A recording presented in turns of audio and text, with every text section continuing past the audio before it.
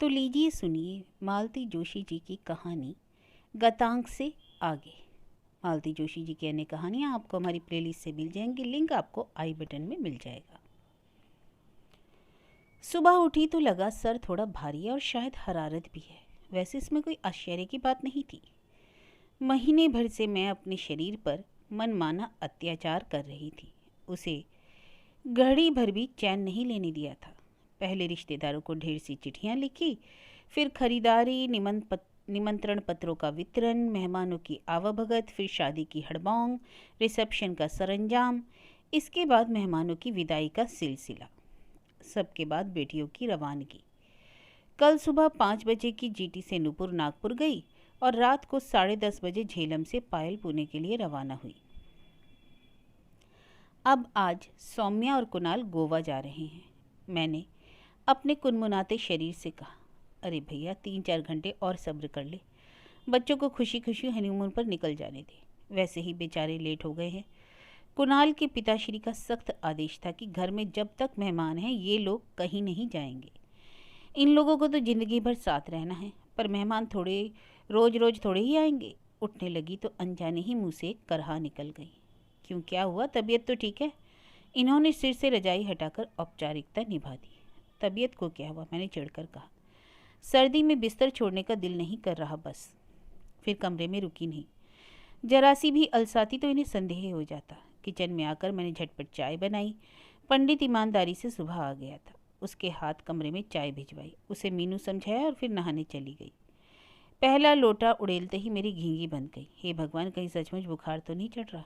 इससे तो अच्छा था कि नहाने की छुट्टी कर देती या फिर देर से नहा लेती, पर वह एक वहम सा मन में जो बैठ गया है ना, कोई बाहर गांव जा रहा हो तो नहाना धोना बस पहले निपटा लेना चाहिए। मेरी सास तो बाद में कपड़े भी नहीं धोने देती थी।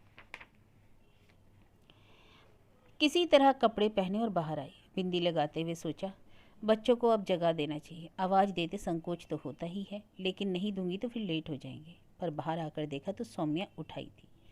गुलाबी साड़ी में वह ताजे खिले गुलाब सी लग रही थी। हैदराबादी मोतियों के इकहरे सेट को छोड़कर शरीर पर एक गहना भी नहीं था। कल रात ही वह सारे जेवर मुझे दे गई थी। कुणाल कह रहा था, मम्मा ये तुम्हारी बहू है या ज्वेलरी बॉक्स? इसे लेकर तो मैं सिनेमा भी नहीं जा सकता, गोवा क्या जाऊंगा। इतने दिनों तक उसका गहनों से लदा फदा रूप देखने के बाद यह निराभरण सौंदर्य बड़ा ही मोहक लग रहा था। मैं ठगी से उसे देखती ही रह गई। मेज पर नाश्ता लगाते हुए उसने पता नहीं कैसे मेरी उस अपलक दृष्टि को अनुभव किया। पलटकर उसने मेरी ओर देखा, फिर झुककर मेरे पैर छू लिए। मैंने दोनों हाथों से उसका चेहरा थामकर माथे को हल्के से चूम लिया। हाय मम्मा जी, आपको तो बुखार है, उसने मेरे दोनों हाथ अपने हाथों में लेते हुए कहा। मैंने जल्दी से अपने हाथ छुड़ा लिए और कहा, डॉक्टरों को तो बस हर जगह पेशेंट ही नज़र आते हैं। अब ज़िंदगी भर तुम्हें यही करना है, लेकिन इन 8-10 दिनों में डॉक्टरी नहीं करोगी, समझी? अब जाओ और उस लेट लतीफ़ को भी जगाओ, नहीं तो प्लेन छूट जाएगा। इसके बाद मैं नाश्ते के सरंजाम में लग गई और खुद भी अपनी नासाज तबीयत को भूल गई। उतनी ही सुबह मैंने इडली, बड़ा, सांभर, चटनी सब बनवा लिया था। मिठाइयों का तो अंबार ही घर में लगा हुआ था। पूरी मेज डोंगों से खचाखच भर गई थी। कुणाल, तुम्हारी मम्मी को शायद पता नहीं कि हवाई जहाज में नाश्ते का भी प्रावधान होता है, इन्होंने चुटकी ली। जी मुझे सब पता है, और वहाँ जैसा नाश्ता मिलता है वह भी मालूम है, मैंने तुनक कर कहा। खाना तो डैडी सब जगह मिलता है, पर मम्मी के हाथ का स्वाद थोड़ी ही मिलता है। मेरा तो मन हो रहा है कि ऊँट की तरह 8-10 दिन का इकट्ठा ठूस लूँ। ज़्यादा मक्खनबाजी की ज़रूरत नहीं। खाते हुए ज़रा घड़ी की तरफ भी देखते जाओ। मैंने झूठ मूठ की डांट लगाई, पर भीतर से मैं पुलकित हो रही थी। अपने छौने पर प्यार उमड़ रहा था। चलते समय दोनों ने पैर छुए तो उन्हें छाती से लगाकर प्यार करने का मन हो आया, पर डर गई। अगर सचमुच बुखार हुआ तो कुणाल फौरन पकड़ लेगा, फिर उसके पिताजी हाय तौबा मचाने लगेंगे। जाते हुए बच्चों का मूड बेवजह खराब हो जाएगा। इन्हें तो बस चिल्लपो मचानी आती है, करेंगे धरेंगे कुछ नहीं। अगर बुखार ज़्यादा हुआ तो कुणाल को रोक भी लेंगे, कोई भरोसा नहीं। हवाई अड्डे से लौटते हुए इन्होंने पूछा, कहीं बाजार वगैरह जाना हो तो या घर छोड़ दूँ, क्योंकि मैं तो अब सीधे दफ्तर जाऊंगा, लंच पर भी वेट मत करना। बाजार में अब क्या रखा है, बहुत ख़रीदारी कर ली, मुझे तो आप घर ही छोड़ दीजिए। तबीयत भी कुछ भारी लग रही है। बीपी तो नहीं बढ़ गया? कुणाल से चेक करवा लेती। क्यों, शहर में डॉक्टर नहीं है क्या? जाते जाते भी उन्हीं लोगों को बोर करती है। अरे इसमें बोर होने की क्या बात है? After all it is his professional duty, और आपकी कोई ड्यूटी नहीं है। मैंने मन ही मन भुनभुनाते हुए कहा, यह भी तो नहीं कि आधे दिन की छुट्टी ही ले ले। अच्छा टेक केयर, इन्होंने गेट के बाहर ही गाड़ी रोकते हुए कहा, और लंच पर इंतज़ार मत करना। सुन लिया है, कितनी बार बताएंगे, मैं फिर भुनभुनाई। तब तक गाड़ी की नज़रों से ओझल हो चुकी थी। इतने दिनों की गहमा गहमी के बाद वह खाली घर एकदम भाएं भाएं कर रहा था। भीतर पाँव देते ही लगा, यह सन्नाटा मुझे लील लेगा। रसोई में झांकने की भी इच्छा नहीं हुई। पंडित को सब कुछ समेटने के लिए कहकर दोपहर की छुट्टी दे दी और खुद कमरे में आ गई। कपड़े भी नहीं बदले, बिस्तर में दुबक गई। लेटते ही झुरझुरी आई, शरीर भी कांपने लगा, दांत किटकिटाने लगे। इनकी भी रजाई ओढ़ ली, फिर भी ठंड थी कि कम नहीं हो रही थी। मैंने सावित्री को आवाज़ दी कि बड़ी पेटी में से एक और रजाई लाकर डाल दे, पर वह शायद आंगन में बर्तन मांज रही थी। पंडित भी चला गया था। ना मेरी आवाज़ निकल रही थी और ना ही मुझ में उठने की हिम्मत थी। यूं ही ठिठुरती हुई पड़ी रही। सोच लिया बहुत होगा तो गद्दे के नीचे दुबक जाऊंगी, पर भाग्य से उतनी नौबत नहीं आई। धीरे धीरे मेरी कपकपी कम हुई, दांतों का बजना भी बंद हुआ और मैंने राहत की सांस ली। तब अचानक मेरे मन में एक विचार कौंधा और मैं कांप गई। कहीं मेरे शरीर में मेरी सास की आत्मा तो नहीं आ गई? नहीं तो इस तमाशे का मतलब क्या है? अगर 4 घंटे पहले यह सब होने लगता तो क्या कुणाल को जाने देते ये, या कुणाल के ही पांव उठ पाते? मैंने ईश्वर का लाख लाख धन्यवाद दिया कि उसने मेरी लाज रखी। नहीं तो बहू रानी मुझे जिंदगी भर कोसती रहती, जैसे मैं अपनी परम पूजनीय अम्मा जी को कोसती हूँ। मुझे अपने दिन याद आए। उस समय हनीमून पर जाने का रिवाज इतना आम नहीं था। यूँ जाने वाले जाते भी थे, पर हमारे घर में वह सवाल ही नहीं उठा। मैंने भी खास बुरा नहीं माना। घर में अकेली सास ही थी। सोचा अपना हनीमून तो घर में भी मन सकता है। यह तो बाद में पता चला कि यह जो एक अकेली औरत है, पति की मुकम्मल दुनिया है। श्रवण कुमार के बाद शायद इनका ही नाम इतिहास में लिखा जाएगा। पहली बार सुबह सुबह चाय बनाकर इन्हें जगाया तो फरमान मिला कि सुबह की चाय अम्मा जी के कमरे में पी जाती है। रात के बासी कपड़ों में उनके सामने जाते संकोच हुआ। चाय मैंने उनके बेटे के ही हाथ भिजवाई और खुद डाइनिंग टेबल पर अकेली बैठकर पीती रही। सारा रोमांस हवा हो गया। खाना तो खैर सुबह शाम साथ ही होता था, पर चाय भी कभी अकेली पीनी नसीब नहीं हुई। शाम को ये दफ्तर से लौटते तो माता जी दरवाजे पर ही लपक लेती। फिर चाय नाश्ता सब वहीं उनके साथ होता। दिन भर के सारे हालचाल वे माँ को सुनाते। वे सब रस ले लेकर सुनती। मैं तटस्थ श्रोता की भूमिका निभाती। इसके बाद जब वे कमरे में लौटते तो रीत हो चुके होते, पस्त होकर पड़े रहते। दिन भर की मेरी आतुर प्रतीक्षा व्यर्थ हो जाती। कितना कुछ अनकहा रह जाता। शाम को कहीं घूमने जाना हो या पिक्चर देखनी हो, उस समय माँ का अकेलापन इन्हें अपराध बोध से भर देता। लिहाजा यथासंभव अब तीनों साथ ही बाहर निकलते या फिर घर में बैठकर रमी खेलते। अपवाद केवल उन शामों का होता था जहाँ हम दोनों कहीं निमंत्रित होते थे। महीने भर में ही मैं इस रूटीन से ऊब गई। कहीं बाहर जाने के लिए मन फड़फड़ाने लगा। तभी पता चला कि ये किसी सेमिनार के लिए पटना जा रहे हैं। मैंने सोचा ना सही काश्मीर, मंसूरी या कुल्लू मनाली, अपन पटना ही चले जाएंगे। अरे कुछ तो चेंज होगा। प्रतीक्षा करती रही कि ये मुझसे भी चलने के लिए कहेंगे। अम्मा जी से मेरे लिए औपचारिक अनुमति मांगेंगे, पर जब इन्हें अपना अकेले का ही सूटकेस जमाते हुए देखा तो लड़ियाकर पूछ ही लिया, हम भी चलें? कहाँ? जी आपके साथ। मेरे साथ? तुम वहाँ जाकर क्या करोगी? कुछ नहीं, बस यूं ही घूम लेंगे। हो सका तो लौटते समय कलकत्ता हो आएंगे। और अम्मा? अम्मा इतने दिनों तक यहाँ क्या अकेली रहेंगी? इतने दिन कहाँ है, हफ्ते 10 दिन की ही तो बात है। इतना अकेले तो वे पहले भी रह लेती थी। पहले की बात और है, तब मजबूरी थी। वैसे भी मुझे लगता है शी इज़ नॉट वेल। कल सारी रात खांसती रही है। इसके बाद कुछ कहना सुनना व्यर्थ था। उसके बाद तो मैं मुंह फुलाकर बैठी रही। किसी को कुछ फर्क नहीं पड़ा। जाते समय भी बार बार अम्मा का ध्यान रखने को कह गई, जैसे मेरा कोई अस्तित्व ही नहीं था। उनके जाते ही मैंने अपने आप को कमरे में बंद कर लिया और रोती रही। 2-1 बार अम्मा जी ने किसी कारण से आवाज़ भी दी तो मैं अनसुना कर गई। उन पर तो मुझे सबसे ज़्यादा ताव आ रहा था। अपने बेटे की परम भक्ति को जानती तो हैं, आगे होकर खुद ही कह देती कि बहू को ले जाओ तो क्या बिगड़ जाता? क्या 2 दिन से मेरा उतरा हुआ चेहरा उन्होंने देखा नहीं होगा? पर जानबूझकर अनजान बनी रही। दोपहर को रामदेई कपड़े रखने कमरे में आई तो बोली, बहू जी अम्मा जी चाय के लिए लाने बैठी हैं। मन मारकर उठना ही पड़ा। अम्मा जी को चाय बनाकर दी और फिर शाम के खाने की तैयारी शुरू कर दी। उससे तो मुक्ति नहीं थी। अम्मा जी और रामदेव पूरे वक्त मेरी सूजी हुई आंखों को देखती रहीं, पर किसी ने कुछ कहा नहीं। रात खाने के समय मेरी पेशी हुई। बोली, इतना ही था तो साथ चली जाती। नौकरों चाकरों के सामने नौटंकी क्या अच्छी लगती है? मुझे आग लग गई। तो मैं नौटंकी कर रही थी? आदमी कम से कम भाषा का चुनाव तो ठीक से करे। गुस्सा तो बहुत आ रहा था, फिर भी संयत बरत कर कहा, साथ जाने की बात तो थी, पर आप जो अकेली रह जाती इसलिए। अरे हमारा क्या है, हम तो अकेलापन लिखा कर ही लाए हैं। तुम्हें 8 दिन का बिछो भारी पड़ रहा है और हम यहाँ 14 साल से बैठे हुए हैं। मैं स्तब्ध रह गई। कैसी महिला है, किस प्रसंग की तुलना किसके साथ पर कर रही है? बहू तो जैसे पराई भी हो, पर कम से कम अपने बेटे का अमंगल तो ना सोचे।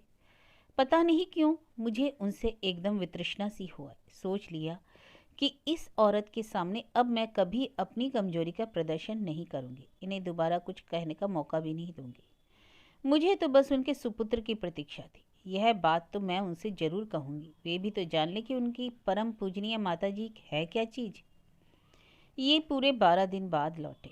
दिन भर मैं कुलबुलाती रही, पर कुछ कहने सुनने का मौका ही नहीं मिला। हस्बे मामूल पहला मौका अम्मा जी को ही मिला और उन्होंने मेरी शान में काफ़ी कसीदे पढ़े, क्योंकि ये रात को सोने के लिए आए तो भरे हुए थे। आते ही बोले, छी ये क्या बचपना करती रहती हो? अम्मा इतनी ऑकवर्ड फील कर रही थी। अरे भला इसमें इतना रोने धोने की क्या बात थी? मैं कोई विदेश तो नहीं गया था ना। उनकी इस बात पर मैं इतना रोई कि रोते रोते सुबह कर दी। मेम साहब खाना नहीं खाएंगी क्या? साहब भी अभी तक नहीं आए, 2 बज रहे हैं। सावित्री मेरे सिरहाने खड़ी होकर पूछ रही थी। जैसे ही मैंने कुछ कहने के लिए रजाई हटाई, वह चौंक पड़ी। अरे आप तो रो रही हैं, बाबा की याद आ रही है? यह बात ठीक नहीं मेम साहब, अब तो जी कड़ा करना होगा। अब तो बहुरिया आ गई, अब बाबा अपने अकेले थोड़ी है। मुझे लगा सावित्री अगर इसी तरह बोलती रही तो मैं सचमुच रो पड़ूंगी।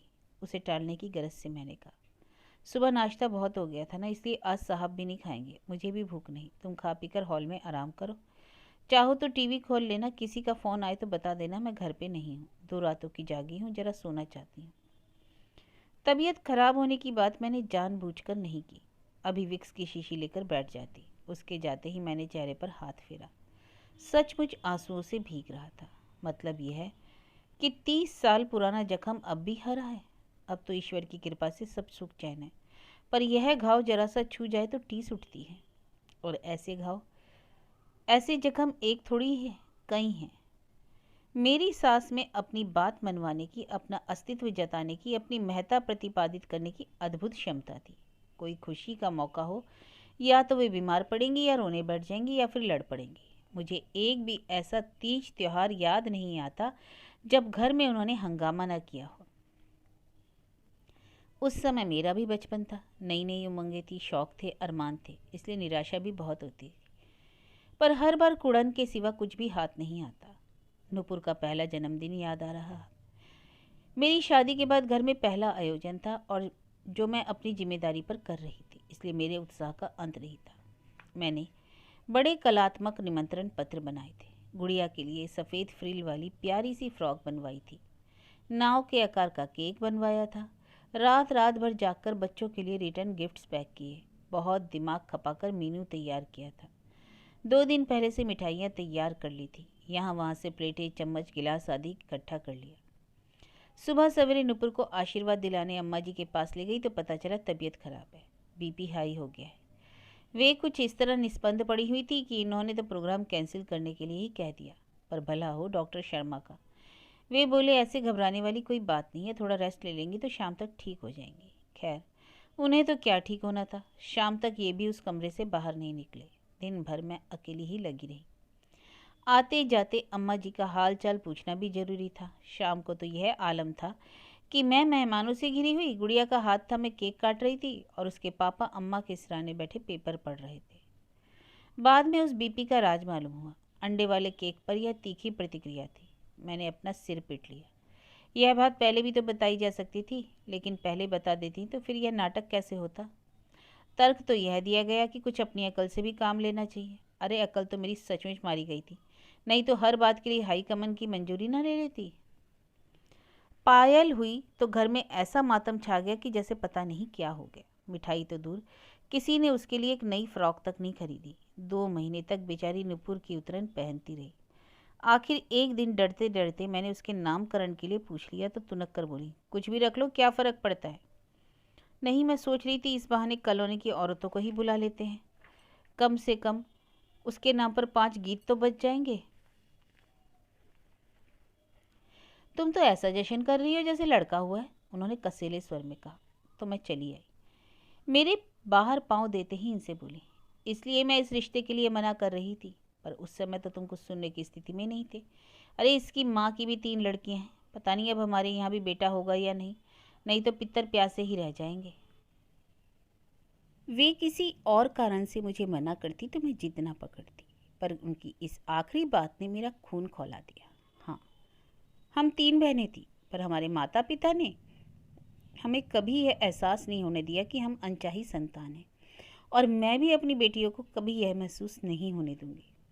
और मैंने एक छोटा सा आयोजन कर ही डाला। उस दिन अम्मा जी बीमार तो नहीं पड़ी, पर मंदिर चली गई। रामदेई ने टोका तो बोली, वहाँ भागवत बैठी है, उसे खंडित कर दूं क्या? इनके यहाँ तो अब रोज ही बच्चे होते रहेंगे, उनके पीछे मैं क्या अपना पूजा पाठ छोड़ दूं? कुणाल के जन्म पर मुझे सिर्फ इसी बात की तसल्ली थी कि अब अम्मा जी खुश हो जाएंगी, उनके सारे गिले शिकवे दूर हो जाएंगे। पर वे तो उसे गोद में लेते ही रो पड़ी। बोली, तू कहाँ से आ गया रे? मैं तो समझी थी तेरे दादाजी का वंश डूब ही जाएगा। खुशी के मौके पर रोना उनका उसूल था। अपने स्वर्गीय पति की याद को जैसे वे गांठ बांध कर रखती थी। उसके बहाने वे किसी भी समय आंसू बहा लेती थी। कुणाल का मुंडन हो, जनेऊ हो, यहाँ तक कि उसके मेडिकल में दाखिले पर भी उनकी याद आ गई थी। इनके तो हर प्रमोशन पर अम्मा जी का आंसू बहाना लाजमी था। इस बंगले का जब गृह प्रवेश हुआ तो उन्हें इसलिए रोना आया कि उनकी ज़िंदगी तो किराए के 2 कमरों में ही पूरी हो गई, और ये ठाठ उन्हें नसीब ना हुआ। नई गाड़ी में बैठी तो फफफ कर रो पड़ी। बोली, तुम्हारे बाबूजी बेचारे 8-8 मील दूर तक साइकिल से जाते थे, एक स्कूटर तक हम खरीद नहीं सके। पता नहीं क्यों उस स्वर्गीय व्यक्ति की कल्पना मैंने कभी अपने ससुर के रूप में नहीं की। न कभी मुझे वे कुणाल के दादा या इनके पिता के रूप में याद आए। मेरे लिए उनका वजूद सिर्फ अम्मा जी के पति के रूप में था। कभी कभी उन पर बड़ा गुस्सा आता कि उन्हें दुनिया से भागने की ऐसी क्या जल्दी पड़ी थी। कुछ दिन रह जाते तो कम से कम मेरे घर की हर खुशी तो में यह आंसुओं का खारापन तो न घुलता। उस दिन कुणाल की शादी का रिसेप्शन था। हम दोनों हॉल के प्रवेश द्वार पर खड़े मेहमानों का स्वागत कर रहे थे। उनकी आवाभगत का जिम्मा दोनों बेटियों का था। मेरी बहनें भी उत्साह से भीतर बाहर की व्यवस्था देख रही थी। भीतर से आने वाला हर व्यक्ति मुझे सुंदर सी बहू के लिए बधाई दे रहा था और इनसे खाने की तारीफ भी कर रहा था। सारा वातावरण खुशी से सरोबर था। मुझे तो ऐसा लग रहा था जैसे जीवन में अब पाने के लिए कुछ भी शेष नहीं रह गया। एकाएक मैंने लक्ष्य किया कि ये गुमसुम से खड़े हैं। हर आगंतुक के स्वागत में मुस्कुराते जरूर हैं, पर वह मात्र औपचारिकता है। मेरी बहन ने भी इस बात को नोट किया और पास आकर बोली, जीजा जी, आप इतने मायूस क्यों लग रहे हैं? आज तो खुशी का दिन है। ये भर्राए खंड से बोले, अम्मा जी की बहुत याद आ रही है। वो होती तो कितना खुश होती। कुणाल की शादी का उन्हें बड़ा अरमान था। मैंने सिर पीट लिया। तो अब क्या ये भला आदमी माता जी की परंपरा को भी निभाएगा? थोड़ी बहुत शुरुआत तो इन्होंने कर ही दी। अम्मा जी ने घर में कभी रबड़ी नहीं आने दी, क्योंकि वह बाबूजी का प्रिय व्यंजन था। वे खुद कभी समोसे नहीं खाती थी और ना घर में बनाने देती, क्योंकि जिस दिन बाबूजी का एक्सीडेंट हुआ था उस दिन नाश्ते में समोसे बनाकर ही रखे थे। शुक्र था बाजार के खाने पे पाबंदी नहीं थी, पर हम लोग अकेले जाते ही कितना थे। अम्मा जी की मृत्यु के बाद इन्होंने बेसन के लड्डू छोड़ रखे थे। फिर मुझे भी घर में बनाना अच्छा नहीं लगता था, पर कुणाल की शादी में मैंने वे सारी चीज़ें बनवाई जो अब तक घर में नहीं बनती थी। आखिर हम लोग इस लिजी भावुकता में कब तक चिपके रहते? अतीत के खोल से कभी तो बाहर आना था। गाड़ी का परिचित हॉर्न सुना तो मैंने ठिठक कर उठने का भरसक यत्न किया, पर शरीर जवाब दे गया। तब तक ये कमरे में आ चुके थे। बोले, अरे अब तक लेटी हो, तबीयत तो ठीक है ना? मैंने सूखी हंसी हंसकर कहा, तबीयत ठीक होती तो मैं क्या इस समय लेटी रहती? वही तो। चलो डॉक्टर मिश्रा के यहाँ चलते हैं, या उन्हें यहाँ बुला लें। पहले आप चाय नाश्ता तो कर लीजिए। हाथ मुँह धोकर ये नाश्ता करने चले गए। 1 कप चाय मेरे लिए कमरे में भिजवाई गई। चाहते तो वे खुद भी यहाँ बैठकर पी सकते थे, पर उनसे इस तरह के सौहार्द की आशा करना मैंने कब से ही छोड़ दिया था। वे तो डॉक्टर को घर बुलाना चाहते थे, पर मैंने साफ मना कर दिया। ऐसी बीमार तो मैं थी नहीं, और फिर कौन सा पैदल जाना था। डॉक्टर मिश्रा ने यही कहा, आपको हुआ कुछ नहीं, बस ओवर एक्सर्शन है, 2-4 दिन बिल्कुल आराम कीजिए, ठीक हो जाएंगे। और फिर जैसा कि रिवाज है, उन्होंने 2-4 गोलियां पकड़ाई, 3-4 लिख दी। पतिदेव ने बड़ी तत्परता से केमिस्ट की दुकान के सामने गाड़ी रोककर खरीद दी। उनका कर्तव्य था, पूरा हो गया। घर आते ही बोले, I think you are all right now, थोड़ा क्लब हुआ, 15 दिन से घर पर बैठा हूँ, बोरियत हो रही है। मुझे बड़ा ताव आया, खुद जरा सा बीमार होंगे तो सारा घर सिर पर उठा लेंगे, और दूसरा कोई बीमार पड़ेगा तो उसे डॉक्टर के भरोसे छोड़कर निश्चिंत हो जाएंगे। सच है, ज़्यादा सहनशील होना भी गलत है। घर में फिर कोई पूछ परख नहीं होती। मेरे चेहरे का भाव शायद उन्होंने पढ़ लिया। बोले, अच्छा जाने दो, क्लब नहीं जाता, सक्सेना रस्तोगी वगैरह को यहीं बुला लेता हूँ, घर पर ही 1-2 गेम खेल लेंगे, पंडित चाय वाय तो बना ही देगा ना। मतलब आज उन्हें खेलने की तलब लगी है। बच्चे चले गए हैं, इसलिए घर में मन नहीं लग रहा, पर थोड़ा मेरा भी तो ख्याल किया होता। मुझे भी तो सूना घर काटने को दौड़ रहा है। घड़ी भर मेरे पास बैठ ही लेते, दोनों मिलकर शादी की तस्वीरें देखते, समधियों पर टीका टिप्पणी करते, बहू के रूप गुणों की चर्चा करते। 15 दिन से क्लब नहीं गए, यह तो याद है, पर यह भूल रहे हैं कि पिछले 1 महीने से हम लोगों ने आपस में ढंग से बात भी नहीं की है। बस भागम भागी मची हुई थी। शायद मेरी ही बद्दुआएं लगी होंगी। इनका एक दोस्त भी फ़ोन पर नहीं मिला। मन मारकर ये पेपर लेकर टीवी के सामने बैठ गए। ओढ़ आड़ कर मैं भी वहीं जाकर बैठ गई। कमरे में मेरा दम घुट रहा था। किसी से बात करने को जी तरस गया था। कल परसों तक घर में इतनी चहल पहल थी और आज एकदम सन्नाटा। यह टीवी जो घर में नहीं होता तो मैं तो पागल ही हो जाती। कार्यक्रम देखते देखते मैं ऊँघने लगी कि एकाएक फ़ोन की घंटी बजी। मैं लपक कर बेडरूम में गई, कॉर्डलेस उठा लिया। कुणाल का ही था। सॉरी मम्मा, दिन भर इतना घूमते रहे कि रिंग करने का समय ही नहीं मिला, अभी अभी लौटे। कोई बात नहीं बेटा, सौम्या कैसी है? फाइन, बात कीजिए। फिर सौम्या की पतली सी आवाज़ आई, मम्मी आप कैसी हैं? सुबह खूब टायर्ड लग रही थी। अब ठीक हूँ, दिन भर खूब सोती रही। पापा कैसे हैं? अच्छे हैं, टीवी देख रहे हैं। उनसे प्रणाम कहिएगा, हम लोग सुबह निकल रहे हैं। अच्छा, हैप्पी जर्नी बेटे। और जरा कुणाल को फ़ोन दो। फिर कुणाल को 2-4 ज़रूरी हिदायतें देकर मैंने फ़ोन रख दिया। मुड़कर देखा तो ये पीछे खड़े थे। कुणाल का फ़ोन था? हाँ, सुबह गोवा के लिए निकल रहे हैं। अरे मुझसे तो बात करवाई होती, मुझे लगा आप टीवी देख रहे हैं। अरे वहाँ देखने को क्या है, एक से एक फूहड़ प्रोग्राम आ रहे हैं। अपनी तबीयत के बारे में तो तुमने बताया नहीं होगा।